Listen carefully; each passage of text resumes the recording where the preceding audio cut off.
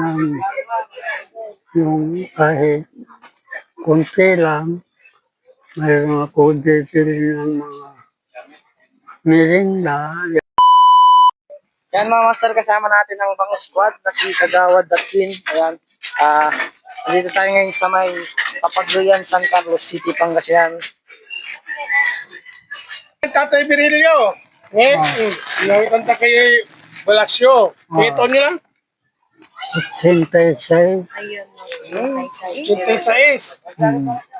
Mabisbiskot kini. Kapo, wala. Makakanina pa siya. Di ba alita? Alis.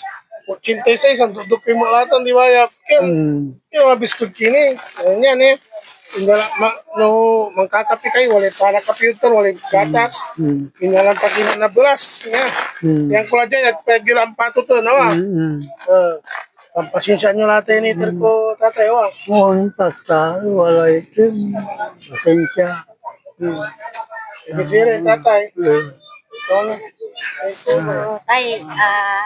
kaming Bangos Squad po ay hindi man po namin mapupunan yung buong pangangailangan nyo, pero pwede po kaming maging dahilan, kami po yung maging way na makahanap po tayo ng sponsor natin para matulungan po kayo sa panawagan ng po ni tatay. Is malit na bagay lang po sa mga mabubuting followers natin dyan, mga sponsor po na gusto pong magbigay tulong kay tatay. Ang hinihiling niya po is gamot or pagkain lang po. So sa mga gusto pong tumulong kay tatay, hindi po namin mapoprovide na Bango Squad yung maibigay ni tatay pero na mga kailangan ni tatay, pero nakapag-abot na po kami ng konting tulong sa pamamagitan po ni Bossing Bernabe Twin po ay bumisita kami ni tatay. So sa mga gusto pong magbigay, ang hiling po ni tatay is gamot, pambili ng merienda, mga katindera po. Sa mga gusto pong magpaabot, pwede kayong mag-PM sa